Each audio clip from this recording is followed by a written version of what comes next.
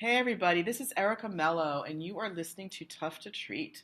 Welcome back, or welcome to our new listeners. And Susan and I are so appreciative of the people who subscribe to the podcast and all the downloads we've had and all the really nice reviews you all have left. And if you really enjoy the podcast and have not yet left us a review, we would appreciate it if you could do so. This week is an interesting and hot topic on female incontinence and lifting, particularly deadlifting. Susan had several patients come to her with complaints of leaking while they were deadlifting.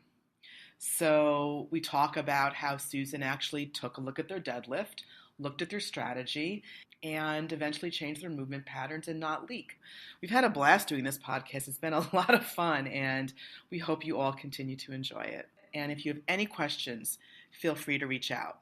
Thank you.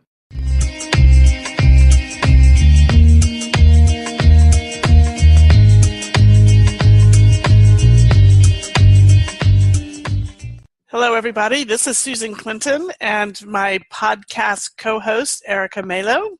We are here to talk about tough to treat patients again. And I learn so much from Erica every time I have the opportunity to sit back and kind of discuss patients that I have run into in the past and some of them that I'm running into in the present. And it seems that over the last 2 or 3 months, Erica, I've really had a number of people at the gym as well as people coming to see me as clients talk about in a real quiet voice, you know, I'm leaking when I'm lifting heavy weights. Interesting. And it is, number one, it's interesting because they're coming and talking to me, thank goodness.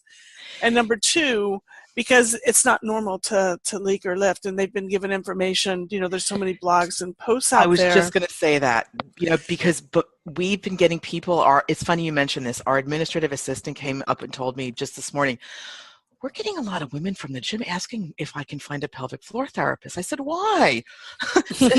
And then I'm sure I'm thinking, you know, Gwyneth Paltrow, or you know, like they're reading all these blogs and all these things that people publish. Mm-hmm. So I'm looking forward to this. This is great. Yeah. So, you know, again, the idea here is that it's not normal to be squirting your urine out on the floor in the effort to lift.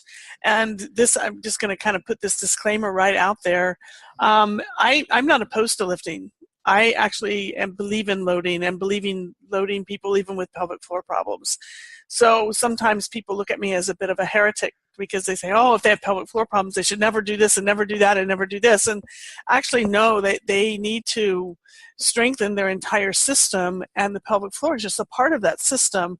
And when somebody is leaking, when they're doing, when they're lifting or they're exercising or jumping at the gym, that just means that there's probably some sort of strategy that's kind of gone off the rails a little bit. Why is that happening is the question I want to know, is what's going on? What do they look like? What's happening? Because if we take urinary incontinence and use it like a symptom, just like pain, then I think we have the permission to kind of say, okay, when is this occurring? And what can you do without that occurring? Kind of like with pain, how do you scale back because of pain? How do you change because of pain? Well, you can do the same thing with incontinence. How do you change it? Right. What can you do? And so I'm just going to talk a little bit about some of the commonalities I have seen amongst a few of these people that I've had the privilege to work with. I'm just going to kind of focus on the lifting. If we have a little time, I'll talk about jumping. But more of it is that people have really asked me questions about lately has been with lifting. And it's the one exercise that they're having the most trouble with is their deadlifts. Interesting. Right. I'm seeing it with some squats, especially if it's a heavy squat up into a full thrust overhead. But they're, and that's I see that as kind of like the second, maybe most one that it would be out there. But the biggest one is the deadlift. I wonder why. I just, as I watch people move, because one of the things I want to do is when they come to me and this is happening, and they're telling me their story and we're going through it all. It's like, well, let me just look at you doing the motion. Let's see what's going on. Let's see what's happening. And I will have to say that it's an even mix between people who are parous and nulliparous. So it doesn't really just mean that it's your postpartum moms that are having this problem. Yep. It can be anybody at any time. And so one of the things, so I get them to move, and I get them to move in a lot of different ways. Like you and I have discussed about a number of our clients on this podcast. What do you look at? What do you look at first? What do you look at second? So I go to my go-to thing, bend over, stand up, twist around. Let me just see what kind of motion you have available. Do they have any other kinds of problems? Is there anything else going on with their knees, their ankles, their hips? Back? Is it stiff? What could be some of the little pieces that could be a contributor to this whole thing? Most of these women are very fit and move very well. Maybe they'll complain occasionally, oh yeah, sometimes my knee is tweaked, sometimes my foot hurts, sometimes, if I overdo it, my back, my right shoulder or something a little bit, but never, it doesn't look like there's anything really super like, oh, they all have back pain and so they're not moving through their back, or they all have this and they're not moving this way.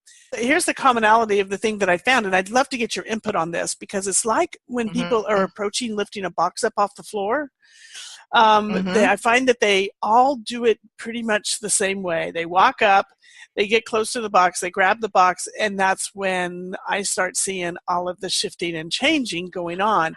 The struggle is not getting to the weight and beginning to lift the weight. It's once the weight leaves the ground. And so that's what's been very, very interesting watching this, because they're all coached to walk up to, and I know a little bit about lifting. I lift twice a week too, in a CrossFit gym. So I kind of get the idea of, how they're being coached a little bit. And they walk up and they grab, they have their hands on the bar and their feet flat. And every single one of them, before they start to lift the weight, actually they do a huge shift from their midfoot or the front of their foot all the way to the back on their heels. So they're completely rocking onto the back of their heels, and so their heels are digging into the ground, and then and that the lift, comes up from there. And not just deadlifting, but in my experience is that when you heavy load like that, you fail, or you start to compensate, or you change your strategy, it's usually at the beginning of whatever they're doing. Like, for example, take a simple task of putting your hand behind your back. If you're gonna change your strategy to something that's not optimal, it's gonna happen very early on. That's my experience, and that's easy. That's not even a loaded activity. But when you have them start to lift heavy, I'm assuming these women are lifting, I'm assuming 100 pounds or they're. Yeah, definitely. They're up in the 115, 125, 130. Right? Yeah, for deadlifts, which for non-athletic women, that's pretty good. That's really good, as a matter of fact. I was going to say, and you wonder, are they reading something online, or is somebody telling them to shift their weight back, or is their system just doing it automatically? You know what I mean? Yeah, the instruction because I always ask them, I'll say, what is it that you're supposed to do? Tell me what you think you're supposed to do and what you're trying to accomplish here with your setup. And all of them will say, I've been coached to, not be forward onto my toes when I go to lift. And that makes sense. You don't want to be, have your heels off the ground. But I think what ends up happening, or at least what I've seen, is that there's like an over-translation past their midfoot. I would like to see these women have their be coming up over their midfoot where they're strongest, where we can, if we're going to optimize the ability of our biomechanics to help us with something, obviously you can lift in 100 different ways. And I'm not going to, argue with people that this is the best way or this is the best way. I think it needs to be individual to the person. Longer legs have to do something a little bit differently. They've got longer to go. Shorter legs have to do something differently. It's just different. But one thing I think remains the same is that we know that the foot can be a little bit more stable if it is, if the weight is being compressed or focused into more of the center of the foot rather than forward on the balls of the feet or back on the heels. And what I'm seeing with these Right, because women every they're time is that as they start to go backwards and they center begin of to mass. lift, and they begin to lift, that's when they leak. Right at that point. It's not when they lift it up. They're okay there. It's that transition from the floor into their legs, and as they and as they rock back and start to lift that bar up. So when they shift their center of mass back onto their heels, and then they start to prepare, that's when they're leaking, correct? Exactly. Susan? But okay, also so then, they also have to engage. So right as the barbell comes off of the ground. Yeah.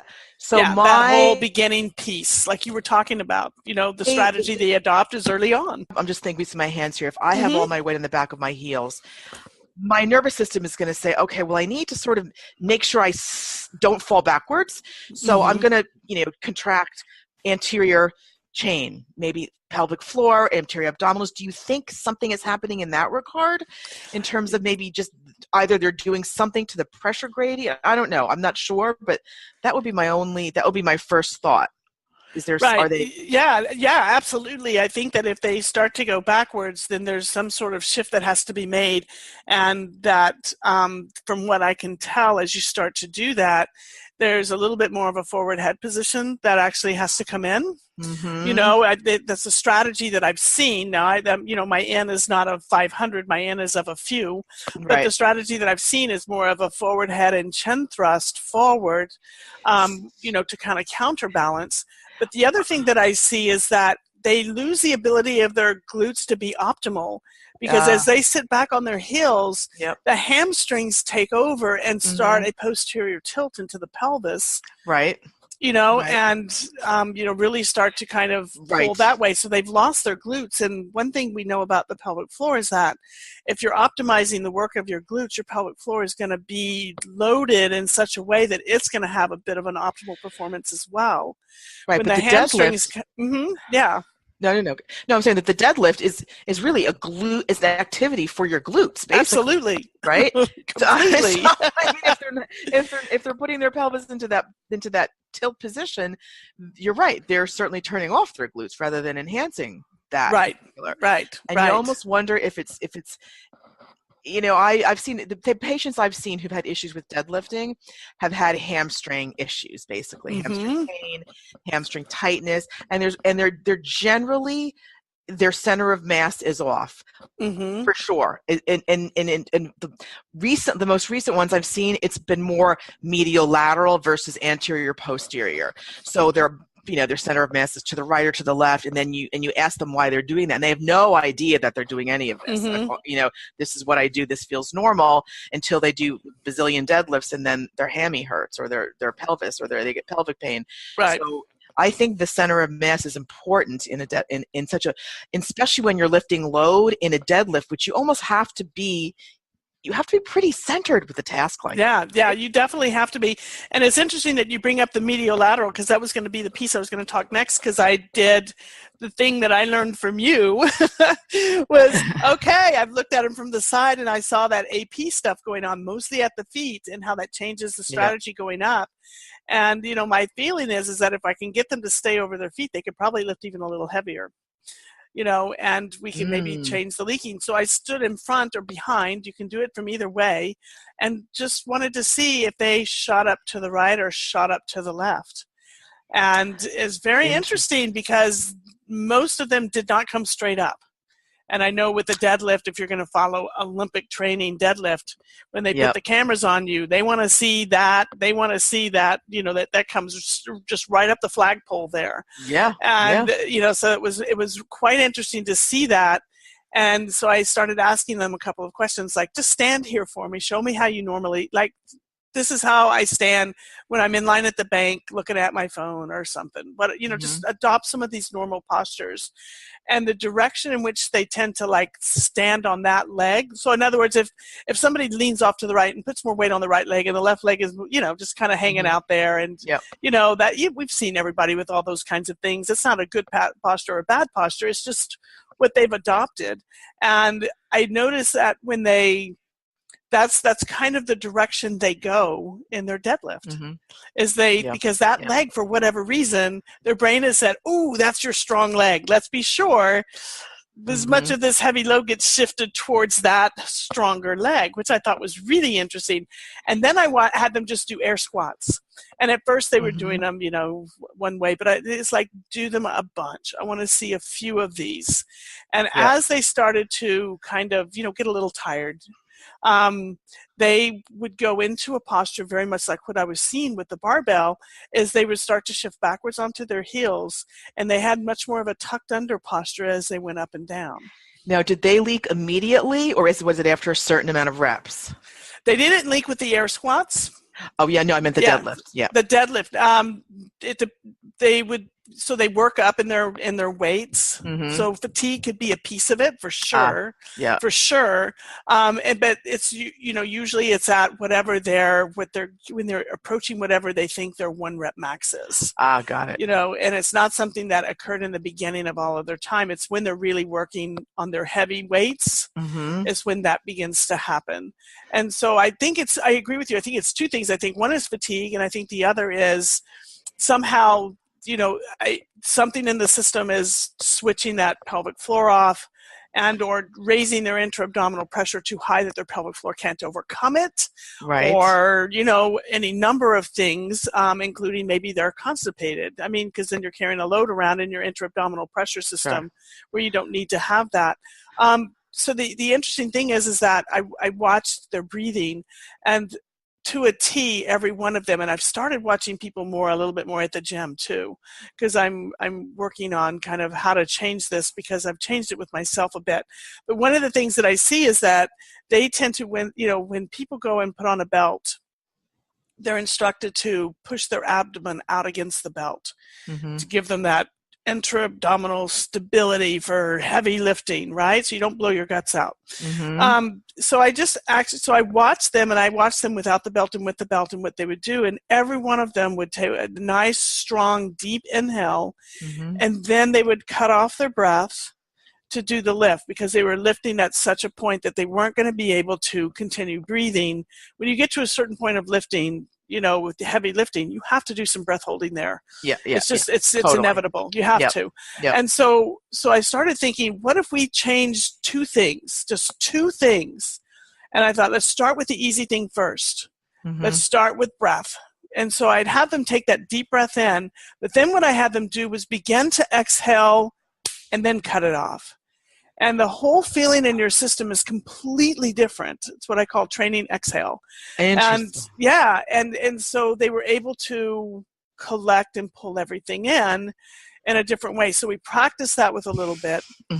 And some people, it made a difference right away, and others, it required also doing the second thing that I did, which was I had them really practice on doing, down on lower weights, just really working on making sure that they weren't doing that overcompensated all the way back on their heels piece, so that they could stay straight up. And I filmed them so that they could see from the front, because that was so much more telling, Erica, than from the side, because they couldn't see it from the side. They just couldn't see it. But in the front, they could see which way. I'm showing with my hands there, everybody. They could see which way their tendency was to kind of go up, and that's, so it was like an up and a back, and they could actually see that, on the camera. And they weren't tilting so when they did the shortened exhale, they weren't tilting their pelvises, they were getting their center of mass. So for the listener, what's the mechanism of change that induces? That's a great question. So we have pretty good evidence of what happens with the diaphragm and the pelvic floor during breathing. And we know that when we breathe in, the diaphragm descends, and the pelvic floor also eccentrically loads and descends as well. It's almost like it catches the ball, from being brought down from the diaphragm, and then it's got to throw the ball back up, and the diaphragm ascends and the air comes out. So we have that normal mechanism anyway. When we take a deep breath in and we hold that deep breath, like we don't start the exhale, we just inhale and stop, we have effectively increased our intra-abdominal pressure. No kidding. I totally get that. But the pelvic floor has been put into a position to where it's at its probably fullest stretch. And so its isometric load is really maybe at the point where it may not be quite as the best. Mm-hmm. And so my idea behind it was, if I began to have them start the exhale with resistance, so like a real, kind of like you can, hit, Mm-hmm. just let the air out of that really tight balloon just a bit, but keep the power going, and then cut it off. Yeah. What that does is it takes the pressure down just a hair, but it allows the abdomen, the abdominal canister, and the pelvic floor to actually begin to return and work in a concentric, or the beginning, or moving out of an eccentric. You know what I'm saying? If you're in full eccentric, the next thing you have to do is move concentric, even though you're still extended. So right. Yeah. So what it's doing is allowing that whole system to just kind of come on together in a coordinated way, and give a little bit more oomph to the system, so that they have the right tensions to overcome the compression from the weight. Right. So I'm just going to put myself in this situation. Mm-hmm. I'm in front of the barbell. I'm about to do the deadlift. I do an inhale. I put my hands on the barbell. I'm inhaling, and then I exhale, and then cut it. Yep. And exactly. Then I lift the weight. So everybody that's listening can do it. You take a nice breath in, a really, really, really deep breath, and then hold it, and get a feel for what that feels like. Like, really hold it. Shut off your glottis. Good. Now let your air go. Good. Yeah. Now on this next breath in, what you're going to do is you're going to inhale as much as you possibly can. Then you're going to start exhaling. After about 1 second of an exhale, cut it off at your glottis. So like, stop the air, and just feel the difference in your trunk when you do that. So nice breath in. Totally. And then let it out a little bit and cut it off. And you can feel just how everything comes on so much stronger, totally. Right? Yeah. So, you're much more, I feel supported, I guess, for lack of a better word. Right? Yeah, exactly. It just feels much more like a natural kind of, it feels much more like a natural kind of corset action, but it actually pulls the bottom in a little bit too. Now, this is also going on the premise, so I just want everybody else to understand, definitely I'm a pelvic health physical therapist. I definitely do that. But if I can get somebody to make these changes and their symptoms change, then I don't need to ever go towards an internal exam and all of this stuff. These people were not complaining of leaking with sneezing, coughing, laughing. They were not complaining of leaking with, the normal stuff that you see when pelvic floor dysfunction is like huge. They weren't complaining of pelvic pain. They weren't complaining of urgency frequency with urination. Yep. They weren't complaining of, pain and straining with bowel movements. That, they just were, the symptom was, when I lift heavy, I start to leak.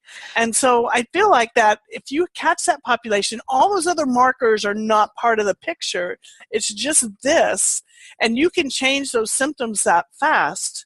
Do it. You don't have to stop and say, okay, well, we've got to go do an internal exam and see if you have a prolapse and see if you have muscle function and blah, blah, blah. Exactly. And because they didn't have the risk factors for pelvic floor dysfunction. This was the first one. Now, this left untreated, or they keep going with this, I would say would be something that could possibly lead them down the road to, pelvic floor dysfunction and incontinence a lot sooner, and failure of tissues and things like that, and some other things. So I just wanted to put that out there and be very, very clear, because I'm sure people are going to say, well, wait, she's a pelvic health therapist. Why didn't she do an internal exam and see what was going on? It was like, we have to on somebody like this. No, you're a pelvic health therapist who thinks out of the box and looks at the whole person, and I think that a lot of people, because they leaked, it doesn't necessarily mean there's a direct relationship between a weak pelvic floor muscle. Right. Not being recruited optimally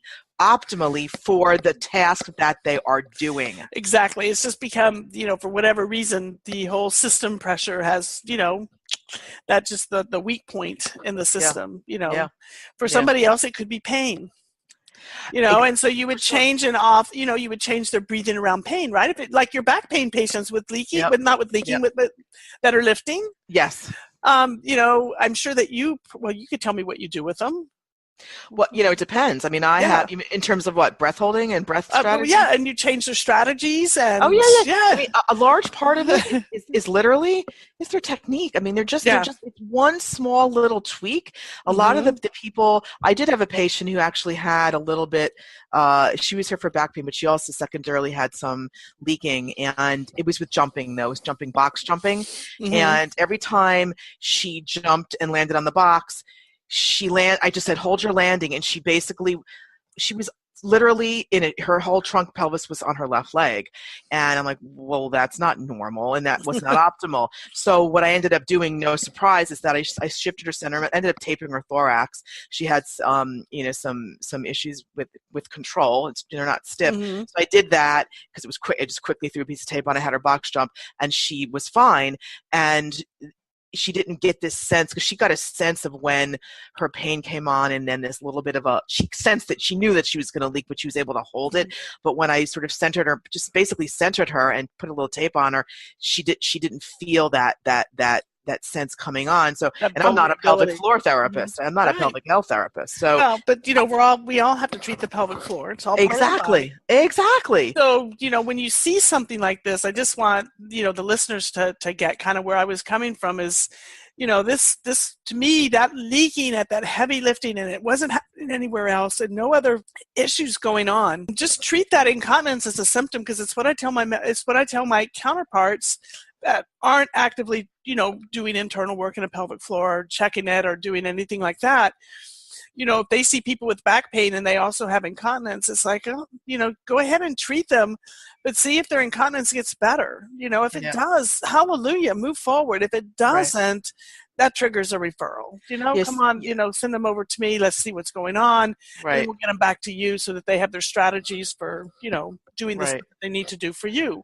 Yeah. But it's pretty much the same thing. Yeah. So what did you send them home with something like that? Just doing basic breath work with certain tasks, or how would you? So the one thing is that if they're not lifting heavy, I don't want them breath holding. Right. So they need to go back to all of the other stuff that they're doing, Mm-hmm. and just make sure they're not breath holding. So when they're lifting lower, definitely no breath holding, and definitely exhaling. Mm-hmm. With the Fully. amount tension the task, as Anthony Lowe would say, tension Yeah. the task or spread the tension. Mm-hmm. But just really getting it to the point where you're making sure that you're doing the exhale, but with enough resistance to give you the oomph that you need, but you're not breath holding till you get heavy. Oh, I love And that. what many of them find is that they are actually unable, when they back down in their weights, they're noticing at what would be more of their 80% of max or 70% of max, that they're really feeling like they need to breath hold there. And it's like, you Interesting. may be working beyond where you are, get that better to where you can do it without breath holding, and then you're ready to climb. Yeah. So some of them are scaling. Yeah. All of them, I want them to go back to lighter weights and work on the breath and the The change, strategy. and Okay. the change in emotion. Mm. And I keep it pretty specific to that, Yeah. Yeah. No, for sure. yeah, because, and I want to see how it carries over and what happens, because if I can get the buy-in that this is already going to get better, and I didn't tell them that they had to stop going to the gym, right. No. right? Which is not Right. right. That's why people are kind of saying to the side, what can I do? Because I don't want to stop doing this, get it, I mean, if they're lifting their kids at home, they're lifting something, Yeah. I mean, it's not a deadlift, but they're certainly lifting, Right. and So they can practice that, breathing with however, just scale it to the appropriate activity. mm-hmm. And what many of them find out is that, I think as humans, we all tend to do this, and I'm not sure where it begins to kick in. But when we have problems, like if we have pain, we're going to tend to breath hold. Yeah. We have incontinence issues, we tend to breath hold around that. Like, oop, that can't happen. And we kind of like breath hold. It's really interesting. And I find a lot of parallels like that. And so as soon as I get them doing it with one, it begins to kind of carry over with the other, especially if I just tell them to pay attention. So there's something to that. If you can talk and work, then exactly, you're doing pretty good, because it means that you're not breath holding and working too hard. Yeah, but I think a lot of them, they have these rock hard abdominals, and it's because they are breath holding a lot. It's not like they're doing a lot of abdominal work, and it's when you have these patients who have these rock hard abs, and but it's not in an optimally good way. It's in a suboptimal sort of for lack of a better word, bad strategy. Mm-hmm. And I think that in our society today, people sort of, you have really tight abs and you want to have a nice six pack. And a lot of the women, at least here in New York, are very much in the gym with, just doing abdominals, but they're still into that whole, the body image, and they'll do anything to get that in terms of breath hold. They'll do whatever. And I see that in a lot of dancers and a lot of performing artists here, and just some of the people who are really exerciseaholics, for lack of a better word. They're just rock solid in some of their muscle groups. Mm-hmm. And the abdominal quadrant is not one where I don't believe that is the best strategy. Right, it's kind of what we call, over gripping of their abs. Their chest and abdominal grippers, yeah. And the interesting You thing see the about divots, that, yeah, the interesting thing about that in your observations that you've made with all of those people in all of those professions that you've seen, or just the average woman who's trying to do it, many of them begin to adopt those postures and practices with inhale. Yeah. Second in. Yeah. Right?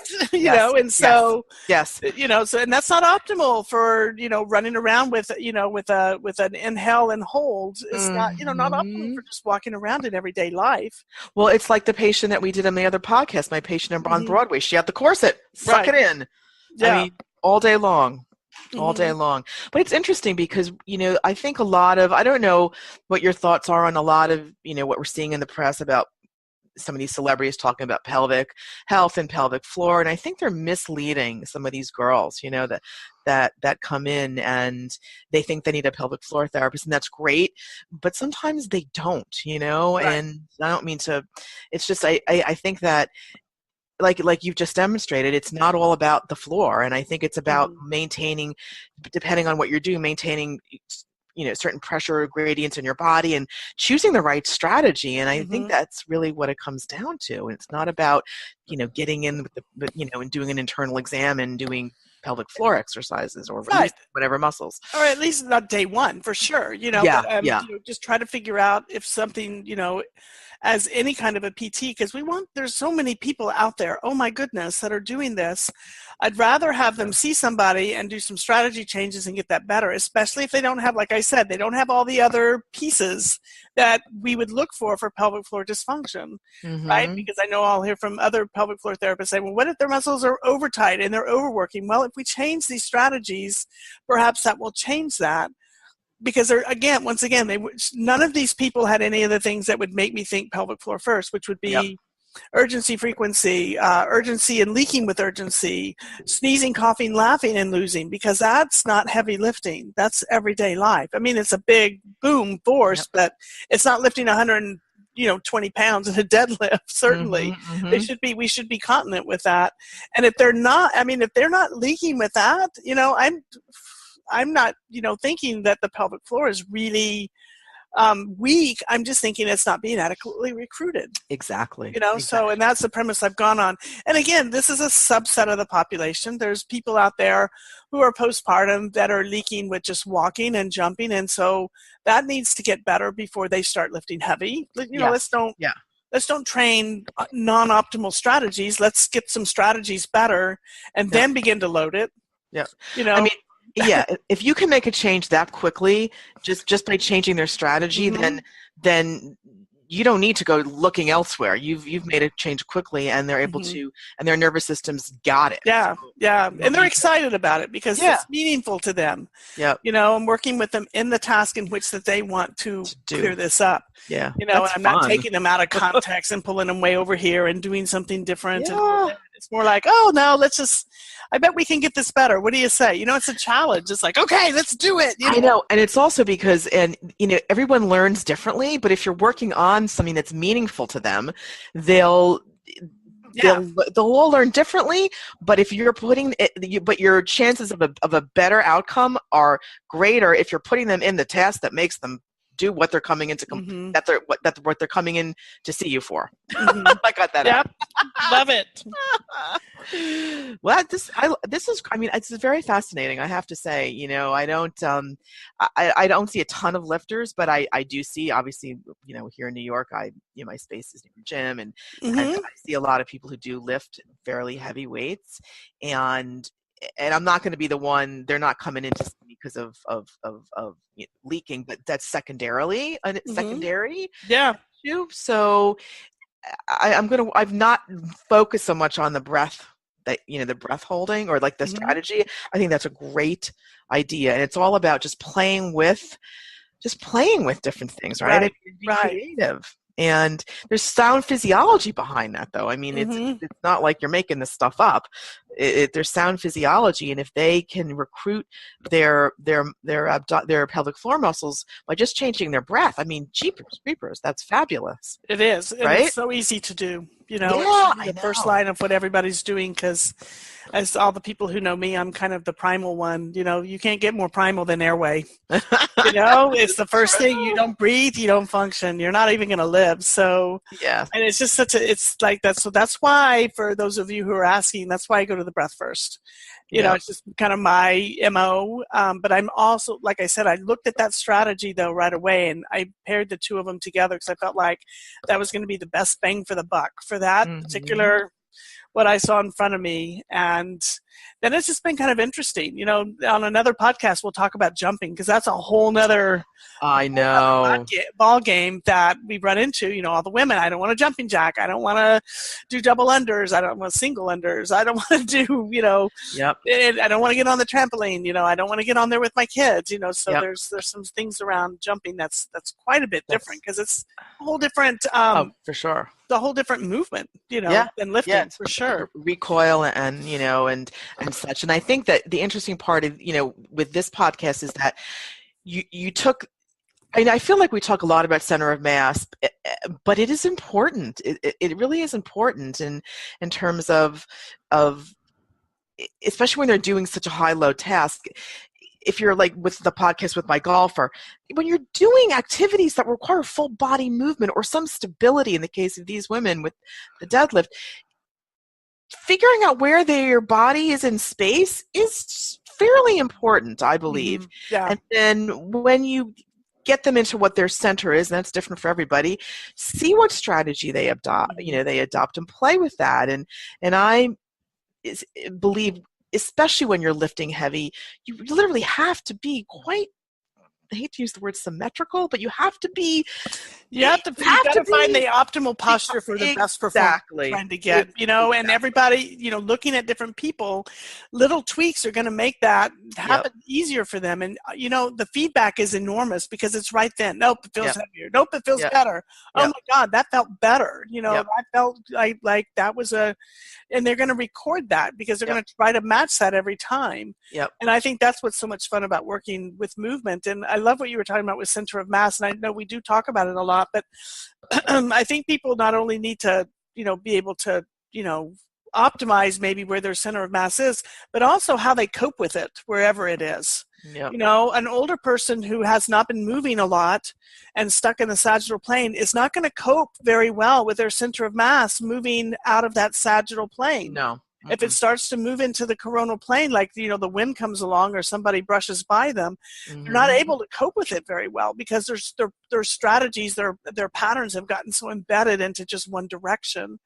And, and I think that, when we kind of consider a lot of the people that we see, they're trying to do some of these new things, but they're keeping their maybe other patterns with them when they're trying to do it. And so just kind of helping them nudge out of that a little bit so that they've got more variance is really kind of very cool and a lot of fun to do. So Oh, that's cool. Excellent. Okay. Yes, once again, very interesting person, or people, I should say. I learned a lot. It was great. Me too. Thanks so much. And everybody out there, thanks for listening. Yeah, thanks, guys. Bye.